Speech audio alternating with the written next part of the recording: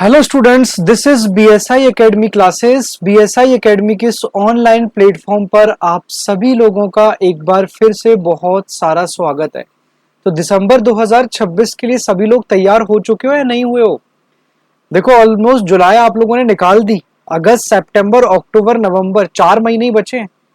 दिसंबर last या जनवरी में already tentative है, आप लोगों की परीक्षा यहाँ पर हो जाएगी। अगर आप लोग भी दिसंबर 2026 के लिए सीरियस हैं तो बीएसआई एकेडमी के द्वारा यहाँ पर यूजीसी दिसंबर 2026 के लिए ऑलरेडी बैच लॉन्च किया जा चुका है। ठीक है, काफी सारे इनरोल यहाँ पर ऑलरेडी हो चुके हैं। जो भी कैंडिडेट यहाँ पर सीरियस हैं और जिनको बैच से रिलेटेड या कोर्स से रिलेटेड कोई भी क्वेरी है तो दिए गए कॉन्टेक्ट नंबर पर जा सकते हैं, वहां पर अपनी क्वेरी पूछ सकते हैं। बीएसआई एकेडमी के कोर्सेज यहाँ पर बाइलैंग्वेज आपको कंटेंट मिलेगा। ठीक है, कोर्सेज आपको जो है वो रिकॉर्डेड फॉर्म में और लाइव क्लासेस आपको दोनों मिलेंगी। क्लियर। इसके साथ साथ आपको समय समय पर मॉक टेस्ट मिल जाएंगे। लास्ट 10 ईयर्स के वहां पर प्रीवियस ईयर क्वेश्चन के डिटेल सॉल्यूशन ऑलरेडी प्रोवाइडेड किए हुए हैं, क्योंकि डिटेल जो सॉल्यूशन होते हैं क्वेश्चंस के वो सबसे ज्यादा हेल्प करते हैं हमें आगामी एग्जाम्स, आगामी परीक्षा के लिए। क्योंकि पीवाईक्यू से एग्जैक्टली हमें यह पता चलता है कि यूजीसी एनटीए जो आपकी एग्जाम गवर्निंग बॉडी है वो आपसे किस तरीके से क्वेश्चन पूछ रही है, क्वेश्चन का पैटर्न क्या है, क्वेश्चन का लेवल क्या है। क्लियर। तो स्टार्ट करते हैं दोस्तों, national library and it's establishment. Clear. इसका इंट्रोडक्शन क्या है, सबसे पहले तो हम लोग ये समझते हैं। इसका इंट्रोडक्शन है दोस्तों, a national library is the apex library of a country. राष्ट्रीय पुस्तकालय जो है वो किसी देश का प्रमुख पुस्तकालय होता है। ठीक है, तो समझ ही रहोगे नेशनल लाइब्रेरी कितना ज्यादा इंपॉर्टेंट है कि it is the apex library of country. जो नेशनल लाइब्रेरी होता है वो हमारे देश का सबसे ज्यादा प्रमुख पुस्तकालय होता है। It is responsible for collecting, preserving and providing access to nation published heritage. यह देश को प्रकाशित धरोहर को इकट्ठा करने, उसे प्रोटेक्ट करने और उसे लोगों तक उसकी पहुंच सुनिश्चित करने के लिए जिम्मेदार होता है। It serves as the country's principal repository of knowledge and supports education. यह जो है देश में ज्ञान के मुख्य भंडार के तौर पर काम करता है। ठीक है, जिसमें शोध आ जाता है, जिसमें शिक्षा आ जाती है। Clear. In the most countries a national library receives copies of all publication through a legal deposit system. क्या कहना चाह रहा है कि ज्यादातर जो देश हैं उनमें नेशनल लाइब्रेरी की लीगल डिपॉजिट सिस्टम के जरिए जितने भी पब्लिकेशंस हैं उनकी कॉपीज आप लोगों को मिल जाती है। अब जो नेशनल लाइब्रेरी है ये यूजीसी नेट की दृष्टि से भी इंपॉर्टेंट है। साथ में अगर आप केवीएस लाइब्रेरियन दे रहे हो, DSSS भी दे रहे हो, स्टेट साइड दे रहे हो, स्टेट के जो लाइब्रेरियन के एग्जाम होते हैं, एनवीएस, बहुत बार ये क्वेश्चन पूछा गया। और इस लेक्चर के एंड में साथ में हम लोग कुछ एमसीक्यू क्वेश्चंस भी डिस्कस करेंगे। तो सबसे पहले हमने ये समझा कि आखिरकार ये नेशनल लाइब्रेरी होता क्या है। तो नेशनल लाइब्रेरी किसी भी देश की सबसे ज्यादा इंपॉर्टेंट लाइब्रेरी है, और इंपॉर्टेंट लाइब्रेरी होने की वजह से उसे हम एपेक्स लाइब्रेरी भी कहा जाता है। द मोस्ट इंपॉर्टेंट थिंग दोस्तों, ये गवर्नमेंट के द्वारा एस्टेब्लिश की जाती है। मोस्ट इंपॉर्टेंट जो है ये गवर्नमेंट के द्वारा एस्टेब्लिश की जाती है। और इसमें जो काम होता है, इसमें क्या क्या काम होता है तो हमने देखा सबसे पहले देश के, इंडिया के, इस देश के इंडिया के जितने भी पब्लिकेशंस है, इंडिया के सभी पब्लिकेशंस, इस देश के इंडिया के सभी पब्लिकेशंस को कलेक्ट करना। मोस्ट इंपॉर्टेंट थिंग, इंडिया के सभी पब्लिकेशंस को कलेक्ट करना। साथ में जो भी रेयर बुक्स हैं, ठीक है, जो भी रेयर बुक्स हैं, जितने भी बहुत सारा कंटेंट हमारा रेयर होता है, उस रेयर बुक्स को प्रिजर्व करना। नेक्स्ट आ जाता है यहां पर उसकी रिसर्च को, नेक्स्ट आ जाता है उसकी रिसर्च को सपोर्ट करना।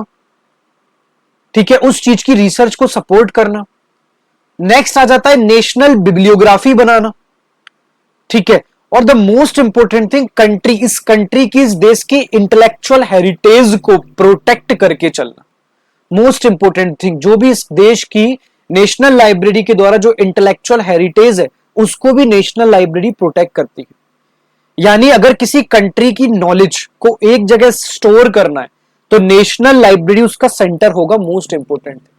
अब यहां पर प्लेगरिज्म और यहां पर एंटी सॉफ्टवेयर और यहां पर कई सारी चीजें, एंटी थेफ्ट, लाइब्रेरी सिस्टम के अंदर बहुत सारी चीजें चलती है, क्योंकि जिस तरीके से साइबर यहां पर बढ़ोतरी हो रही है, साइबर क्राइम में भी बढ़ोतरी हो रही है, जितना हम डिजिटल जा रहे हैं उतना डिजिटल थेफ्ट की भी सूचना आप लोगों को मिलती है। ठीक है, तो उसको भी हम लोग नेक्स्ट चीजों में समझेंगे, वो भी आप लोगों के पाठ्यक्रम का ही हिस्सा है। क्लियर। अब कई बार लीगल डिपॉजिट सिस्टम जो यहां पर दिया गया, इन मोस्ट कंट्री या national library receives copies of all publication through a legal deposit system. अब आखिरकार ये लीगल डिपॉजिट सिस्टम में होता क्या है, मैं सिर्फ समझा रहा हूं। सपोज करना इंडिया में एक ऑथर, एक सेकेंड लास्ट में चलते, अगर स्पेस होगा तो लास्ट में हम लोग समझते हैं। सपोज करना ये लीगल डिपॉजिट सिस्टम आखिरकार है क्या। भाई लीगल डिपॉजिट सिस्टम क्या होता है हम लोग ये समझ रहे हैं, क्या चीज लीगल डिपॉजिट सिस्टम क्या है। सपोज करना इंडिया में एक ऑथर, एक बुक पब्लिश कर रहा है। इंडिया में एक ऑथर है भाई, वो क्या कर रहा है, एक बुक पब्लिश करने का काम कर रहा है। इंडिया में ऑथर एक बुक पब्लिश करने का काम कर रहा है। अब लॉ के अकॉर्डिंग उस पब्लिकेशन की एक या कुछ कॉपीज नेशनल लाइब्रेरी को देनी पड़ेंगी। ठीक है, इस लॉ के अकॉर्डिंग जो लीगल डिपॉजिट सिस्टम है, इसी लीगल डिपॉजिट सिस्टम यानी कि इस लॉ के अंदर या फिर इस लॉ के तहत जो भी पब्लिकेशन, जो पब्लिकेशन है वो पब्लिकेशन एक या कुछ कॉपीज नेशनल लाइब्रेरी को देनी पड़ती हैं। ठीक है, क्यों देनी पड़ती, क्योंकि ये लॉ है और इसी प्रोसेस को कहते हैं लीगल डिपॉजिट सिस्टम।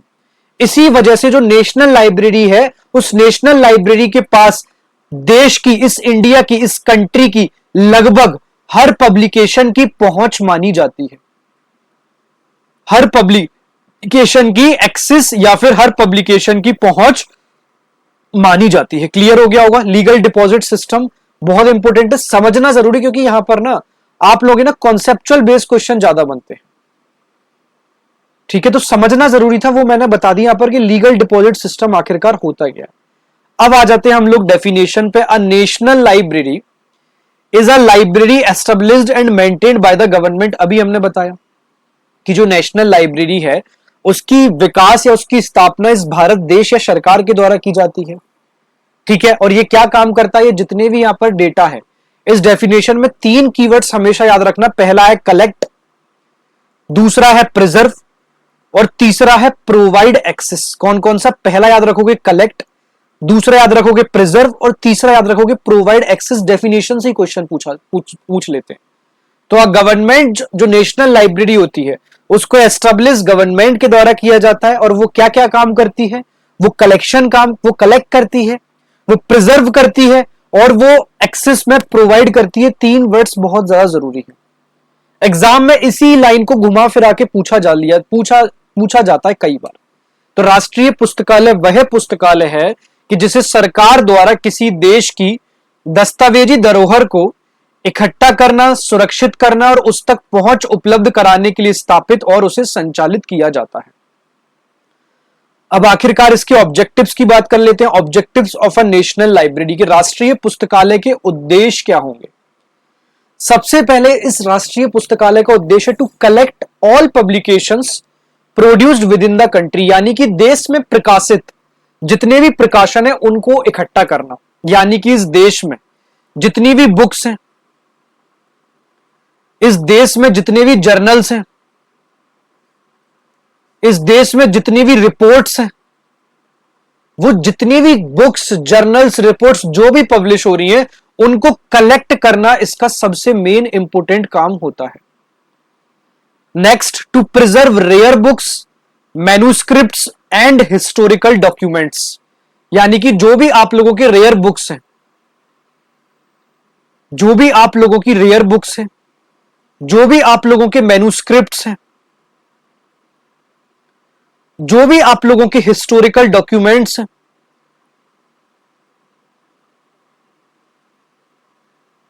इनको फ्यूचर जनरेशन के लिए क्यों प्रिजर्व कर रहे हैं? फ्यूचर जनरेशन के लिए, ताकि हम उस नॉलेज को काम किया जा सके। नालंदा विश्वविद्यालय बख्तियार खिलजी ने नष्ट कर दिया था, कितनी सारी बुक्स थी, तो क्यों क्यों प्रिजर्व कर रहे हैं और किस फॉर्म में कर रहे हैं? वर्तमान में डिजिटल फॉर्म में। क्लियर। नेक्स्ट है to prepare and publish the national bibliography, यानी कि नेशनल जो लाइब्रेरी होती है वो हमेशा एक अपनी नेशनल बिब्लियोग्राफी प्रिपेयर करती है। वो ऑलवेज हमेशा एक नेशनल बिब्लियोग्राफी प्रिपेयर करेगी। कैसे? नेशनल बिब्लियोग्राफी, अब आपसे पूछ लिया जाता है कि नेशनल बिब्लियोग्राफी को कौन मेंटेन कर रहा है? पूछ लिया जाएगा आईएफएलए, यूनेस्को, ठीक है। तीसरा पूछ लिया आपने यहां पर नेशनल लाइब्रेरी, चौथा कह दिया नन ऑफ द एबव। तो क्या आंसर दोगे? ये पता होना चाहिए, थ्योरी में से क्वेश्चन बन जाते हैं और हम लोगों को लगता है कि ये क्वेश्चन आखिरकार कहां से आ गए।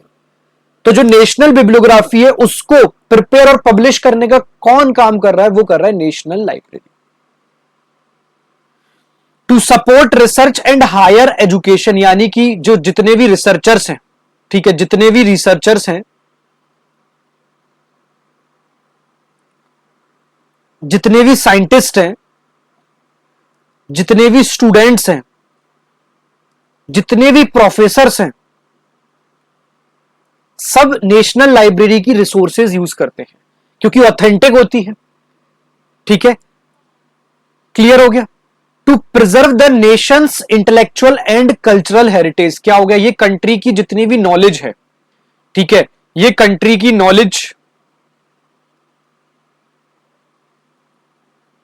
ये इस कंट्री की नॉलेज, ये इस कंट्री की कल्चर, ये इस कंट्री की हिस्ट्री, ये इस कंट्री का ट्रेडिशन, क्योंकि कल्चर की बात की जा रही है तो नेशनल लाइब्रेरी हर चीज को प्रिजर्व कर रही है। तो बहुत इंपॉर्टेंट है नेशनल लाइब्रेरी। आप लोगों को क्या लग रहा है नेशनल लाइब्रेरी ऑफ इंडिया क्या है? बताओ, यहां पर मुझे आंसर दो। किसको कहा जाता है नेशनल लाइब्रेरी ऑफ इंडिया? मैंने आप लोगों के लिए लास्ट में रखी हुई है। अब यहां पर हम वर्ल्ड वाइज, कुछ वर्ल्ड वाइज राष्ट्रीय पुस्तकालय और जो उनकी स्थापना हुई है वो हम समझेंगे, क्योंकि अब एग्जाम का ये सबसे इंपॉर्टेंट सेक्शन है। इसमें कई बार ईयर पूछ लिए जाते हैं, पूछ लिया जाता है ये कहां पर है, किस देश में स्थित है, ये भी पूछ लिया जाता है। तो सबसे पहला है दोस्तों लाइब्रेरी ऑफ कांग्रेस। अगर इसकी कंट्री की बात करें तो ये यूनाइटेड स्टेट्स ऑफ अमेरिका में स्थित 1800 में इसकी स्थापना की गई थी। और सबसे मोस्ट इंपोर्टेंट हिंट, ये राष्ट्रीय पुस्तकालय तो है ही, लेकिन सबसे ज्यादा जरूरी है, ये वर्ल्ड की सबसे बड़ी लाइब्रेरीज में से एक मानी जाती है। कहां पर स्थित है library of Congress? United states of America में। 1800 में इसकी स्थापना की गई थी। It is the national library of the United states and one of the largest libraries in the world. ये वर्ल्ड की सबसे बड़ी लाइब्रेरीज में से एक मानी जाती है। जो लाइब्रेरी ऑफ कांग्रेस है ये इस विश्व की, ये वर्ल्ड की सबसे बड़ी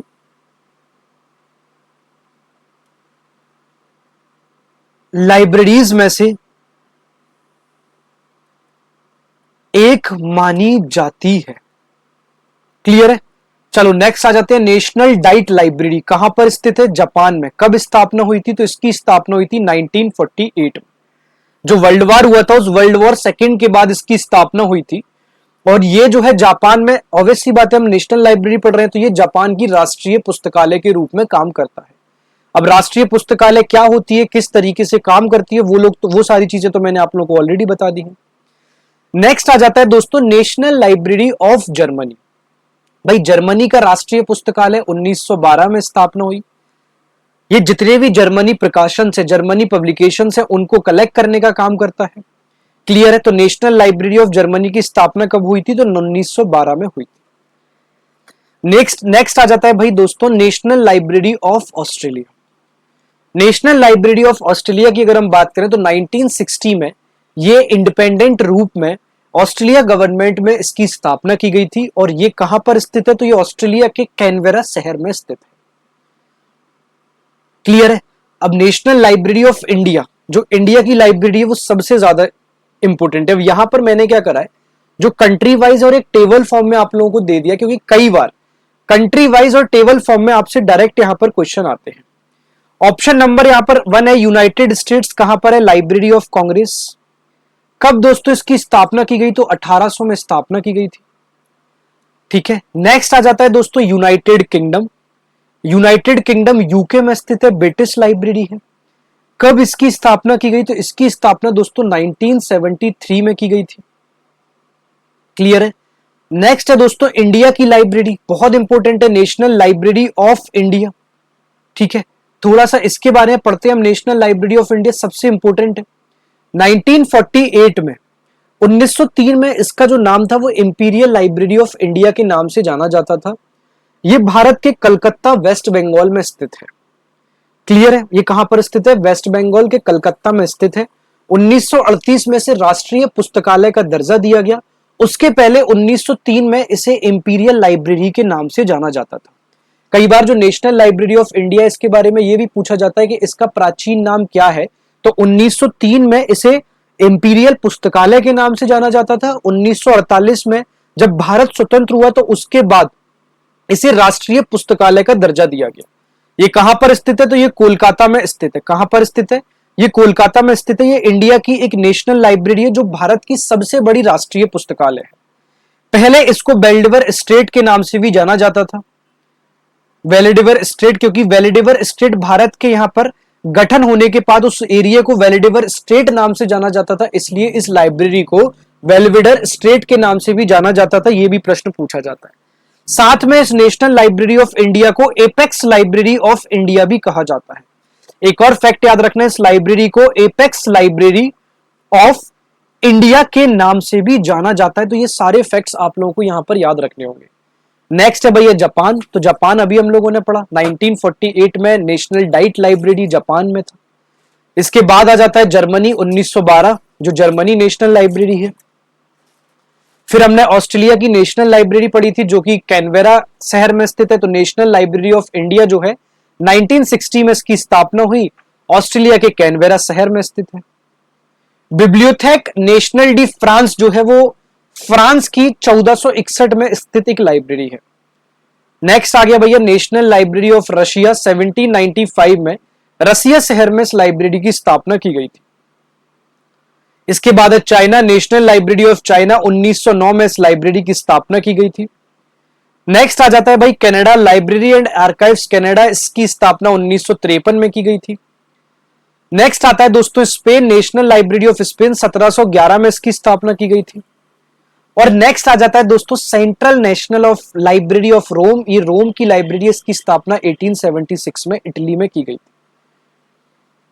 देखो वही आ गया, भारत का राष्ट्रीय पुस्तकालय जरूरी है क्योंकि इंडिया का लाइब्रेरी सिस्टम है। तो ऑलरेडी हम लोगों ने डिस्कस करा है कि India national library of India जो है इसके ईयर ऑफ एस्टेब्लिशमेंट की बात करें तो 1948, भारत के आजाद होने के बाद इस इंपीरियल लाइब्रेरी को 1948 में राष्ट्रीय पुस्तकालय का दर्जा दिया जा चुका था। वेलवेडियर एस्टेट कोलकाता पश्चिम बंगाल में स्थित है और यह जो है भारत का सबसे बड़ा पुस्तकालय है और it serves as the apex library of the country. Starting में हमने पढ़ा था जो भी लाइब्रेरी सिस्टम यहाँ पर इस कंट्री के लिए देश के मुख्य पुस्तकालय के तौर पर काम करता है उसको हम एपेक्स लाइब्रेरी ऑफ इंडिया कहते हैं। उसको क्या कहते हैं हम? उसको एपेक्स लाइब्रेरी ऑफ इंडिया के नाम से जाना जाता है। तो ये कौन सा है? It is the largest library in India and serves as the apex library of country. यह भारत का सबसे बड़ा पुस्तकालय है, याद रखना। क्लियर है? अब नेशनल लाइब्रेरी ऑफ इंडिया क्या कर रहा है? तो अभी हमने यहां पर बताया था ये नेशनल लाइब्रेरी ऑफ इंडिया का ही महत्व है। प्रिजर्व्स इंडिया डॉक्यूमेंट्री हेरिटेज, जो भी हमारे इस भारत देश की इंडिया की डॉक्यूमेंट्री है उसको प्रिजर्व करेगा। सपोर्ट्स एकेडमिक रिसर्च, भाई रिसर्च के लिए सपोर्ट करता है। अभी हमने बताया कि इंडियन नेशनल बिब्लियोग्राफी को कौन बना के रखता है? तो नेशनल लाइब्रेरी बना के रखती है। Acts as the country largest repository of published information, भाई जो भी जानकारी है वो देश के सबसे प्रमुख और बड़े भंडार के रूप में काम करती है। Provide access to rare and historical collection, जो भी रेयर कलेक्शन है उस रेयर कलेक्शन को प्रोवाइड करने का काम करती है। Promotes digitalization and knowledge preservation, जो भी डिजिटलाइजेशन है उसको भी प्रमोट करने का यहां पर काम करती है। तो मुझे लगता है इस नेशनल लाइब्रेरी का इंपोर्टेंस भी आप लोगों को समझ आ गया होगा। अब यहां पर हम लोग कुछ एमसीक्यू क्वेश्चन डिस्कस कर लेते हैं जो कि आपके एग्जाम से बहुत ज्यादा जरूरी है। ठीक है, 1903 और 1948 जो नेशनल लाइब्रेरी ऑफ इंडिया है उस दोनों की यहां पर टाइमलाइन को जरूर याद रखना। साथ में अगर जो भी विद्यार्थी यूजीसी नेट 2026 के लिए सीरियस है तो बीएसआई एकेडमी के द्वारा ऑलरेडी उनके लिए कोर्स यहां पर लॉन्च किया जा चुका है। क्वेश्चन नंबर फर्स्ट है, who merge the Calcutta public library and the imperial secretariat library to establish the imperial library. यानी कि कलकत्ता पब्लिक लाइब्रेरी और इंपीरियल सेक्रेटरीट लाइब्रेरी को मिलाकर इंपीरियल लाइब्रेरी की जो स्थापना है वो किसके द्वारा की गई थी? दोस्तों 1900 जो यहां पर स्थापना हुई उस टाइम पे लॉर्ड कर्जन थे, जो गवर्नर जनरल थे वो लॉर्ड कर्जन थे। तो लॉर्ड कर्जन साहब थे, जो लॉर्ड कर्जन ने क्या करा था, लॉर्ड कर्जन ने दोनों लाइब्रेरीज को Lord Curzon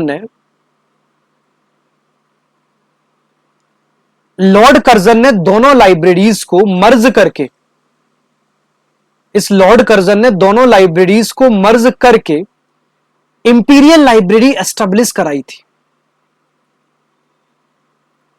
imperial library establish कराई थी, इंपीरियल लाइब्रेरी एस्टेब्लिश कराई थी। और बाद में 1947 में भारत आजाद हुआ था। 1947 में भारत देश के आजाद होने के बाद 1948 में भारत सरकार द्वारा इस लाइब्रेरी को नेशनल लाइब्रेरी का दर्जा दिया गया था। इस लाइब्रेरी को नेशनल लाइब्रेरी यानी कि राष्ट्रीय पुस्तकालय का दर्जा 1948 में प्राप्त हुआ था। और उससे पहले इसको 1903 में इंपीरियल लाइब्रेरी के नाम से, 1903 में इंपीरियल लाइब्रेरी के नाम से जाना जाता था। क्लियर हो गया होगा। लाइब्रेरी ऑफ कांग्रेस किस देश की राष्ट्रीय पुस्तकालय है? तो अभी हमने पढ़ा जो लाइब्रेरी ऑफ कांग्रेस है वो जो है ये अमेरिका की नेशनल लाइब्रेरी है। अमेरिका यानी कि यूनाइटेड स्टेट्स ऑफ अमेरिका। और इसकी स्थापना कब की गई थी? तो 1800 में इसकी स्थापना की गई थी। और यह जो है लाइब्रेरी ऑफ कांग्रेस ये अमेरिका का राष्ट्रीय पुस्तकालय है। एक्चुअली कई बार प्रॉब्लम ये हो जाता है कि लाइब्रेरी ऑफ कांग्रेस नाम सुन के अगर आप लोगों ने यहां पर अमेरिका नहीं पढ़ा तो आप लोग यहां पर कई बार जो स्टूडेंट्स नहीं पढ़ते वो इंडिया इसको करेक्ट कर देते हैं, क्योंकि ऑप्शन नंबर ए में इंडिया होता है और यहां पर तो मैंने आप लोगों को इंडिया हालांकि दिया नहीं है।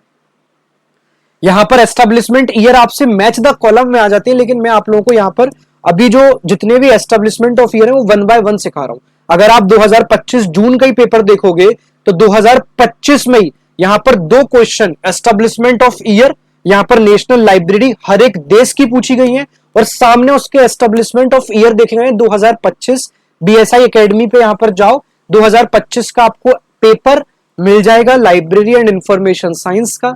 जब आप उस पेपर में जाओगे तो आप लोगों को ये एस्टेब्लिशमेंट ऑफ लाइब्रेरी और यहां पर उसके एमसीक्यू क्वेश्चन मिल जाएंगे। ठीक है, और ये 2025 में पूछा गया क्वेश्चन। तो यहां पर हम लोगों को कॉन्सेप्चुअल आधार पर और एनटीए किस अप्रोच पे काम कर रहा है वो चीज होना जरूरी है।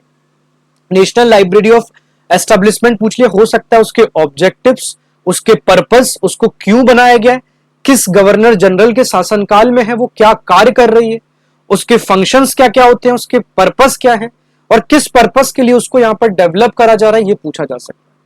तो नेशनल डाइट लाइब्रेरी जो है ये वर्ल्ड वॉर सेकंड के बाद, जो हमारा वर्ल्ड वॉर सेकंड हुआ था, सब लोग कमेंट करना वर्ल्ड वॉर सेकंड कब हुआ था। वर्ल्ड वॉर सेकंड के बाद यहां पर 1948 में जापान में इसकी स्थापना की गई थी। ब्रिटिश लाइब्रेरी की स्थापना बता दो कब हुई थी? 1973। इनके याद होना चाहिए, ईयर जो है याद होना चाहिए। 1973 में ब्रिटिश लाइब्रेरी की स्थापना की गई थी। यूनाइटेड किंगडम की ब्रिटिश लाइब्रेरी का जो एस्टेब्लिशमेंट है वो यहां पर 1973 माना जाता है। क्वेश्चन नंबर नेक्स्ट पे आ जाते हैं कि national library of India was earlier known as, कई बार चीख चीख के बताया कि 1903 में जो 1903 का टाइम पीरियड था, 1903 में नेशनल लाइब्रेरी को इंपीरियल लाइब्रेरी के नाम से जाना जाता था। 1903 में इस लाइब्रेरी को इंपीरियल लाइब्रेरी के नाम से जाना जाता था और 1948 में इस लाइब्रेरी को नेशनल लाइब्रेरी ऑफ इंडिया नाम दिया गया था। क्वेश्चन नंबर 5 पे चलते हैं। भाई क्वेश्चन नंबर 5 क्या कह रहा है? German national library mainly collect which publication, भाई जर्मन का राष्ट्रीय पुस्तकालय है। यहाँ पर मैंने अभी लोगों को ऑप्शंस टफ नहीं करे, लेकिन ऑप्शंस टफ हो जाए वैसे ही आप लोग कंफ्यूज हो सकते हो कि जो जर्मन नेशनल लाइब्रेरी है उसका जो मेन काम है, जो भी यहाँ पर जर्मन पब्लिकेशन है, ऑब्वियसली बात है जर्मन लाइब्रेरी है तो जो भी उस देश का पब्लिकेशन होगा, जो हमारे जर्मन का पब्लिकेशन है उसको कलेक्ट करना, उसको डॉक्यूमेंटेशन करना, उसको प्रिजर्व करना और उसको एक्सेस करना, ये सारे काम यहां पर माने जाते हैं। क्वेश्चन नंबर 6 पे आ जाओ कि नेशनल लाइब्रेरी ऑफ ऑस्ट्रेलिया किस शहर में स्थित है? सिडनी में स्थित है, मेलबोर्न में स्थित है, कैनबरा में स्थित है या फिर पर्थ में स्थित है? तो जो नेशनल लाइब्रेरी ऑफ ऑस्ट्रेलिया है वो यहां पर कैनबरा में स्थित है। ऑस्ट्रेलिया का एक शहर है, बहुत ही फेमस शहर है, कैनबरा में स्थित है। National library of France was established around which year? सबसे पहले तो फ्रांस की लाइब्रेरी को किस नाम से जाना जाता है? तो Bibliotheque Nationale de France, Bibliotheque Nationale de France, इसकी जो स्थापना है, इसकी स्थापना अप्रॉक्स 1461 में की गई थी। किस नाम से जाना जाता है? फ्रांस की एक लाइब्रेरी है बिब्लियोथेक नेशनल डी फ्रांस। अगर आपसे ये नाम भी पूछ लिया जाए, ठीक है, बिब्लियोथेक नेशनल डी सिर्फ पूछ लिया जाए किस देश की लाइब्रेरी है, तो फ्रांस की लाइब्रेरी। स्थापना कब की गई? 1461 में, मतलब ये बहुत ही ज्यादा ओल्डेस्ट लाइब्रेरी, ये बहुत ही ज्यादा आप लोगों की ओल्डेस्ट लाइब्रेरी है। क्वेश्चन नंबर नेक्स्ट पे आ जाओ कि national library of China was established, चीन का राष्ट्रीय पुस्तकालय किस वर्ष इसकी स्थापना हुई? तो जो चाइना की नेशनल लाइब्रेरी जो एस्टेब्लिशमेंट है उसकी जो यहां पर स्थापना हुई थी दोस्तों, उसकी स्थापना यहां पर 1909 में की गई थी। कब की गई थी? चाइना की यहां पर राष्ट्रीय पुस्तकालय की स्थापना 1909 में। क्लियर है? तो यहां पर सारे क्वेश्चंस मैंने ऑलरेडी यहां पर कलेक्ट करा दिए, कुछ टर्म्स थे वो भी कलेक्ट करा दिए। इसका बहुत डिटेल्ड वर्जन आप लोगों को पेड वर्जन में ऑलरेडी पढ़ाया हुआ है। क्लियर? तो यहां पर हम लोगों ने एक शॉर्ट ओवरव्यू लिया कि नेशनल लाइब्रेरी क्या होती है, उसका इंट्रोडक्शन क्या है, डेफिनेशन क्या है, किस तरीके से आखिरकार वो नेशनल लाइब्रेरी जो है वो काम कर रही है और कौन कौन सी लाइब्रेरी है जिनका एस्टेब्लिशमेंट यहां पर कब किया गया था, और जो मेनली भारत का राष्ट्रीय पुस्तकालय है वो किस तरीके से काम करता है और किस आधार पर काम करता है। क्लियर? जितने भी स्टूडेंट्स यहां पर यूजीसी नेट 2026 के लिए सीरियस कैंडिडेट्स हैं, बीएसआई एकेडमी के द्वारा ऑलरेडी यहां पर कोर्स लॉन्च किया जा चुका है। आप यहां पर दिए गए कॉन्टेक्ट पर जाके विजिट कर सकते हैं। कोर्स से रिलेटेड कोई भी क्वेरी है तो आप इंक्वायरी कर सकते हैं। तो क्लियर, आज की क्लास हम यहीं बाइंड अप करेंगे। तब तक के लिए बाय बाय, टेक केयर, जय हिंद दोस्तों।